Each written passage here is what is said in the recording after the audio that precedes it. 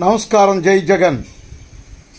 Eluru parliament సభ్యులు సునీల్ కుమార్ యాదవ్ గారు YSRCP party Karumuri Nageswararao గారి కుమారుడు 2 లక్షల ఓట్ల మెజారిటీతో గెలుపొందుతారని అందరూ చెప్పుకుంటున్నారు. ఏలూరు నియోజకవర్గంలో పార్లమెంట్ అభ్యర్థిగా సునీల్ కుమార్ యాదవ్ గారు బంపర్ మెజారిటీతో గెలవబోతున్నారు. ఇది ఖచ్చితంగా జరిగి తీరుతుంది.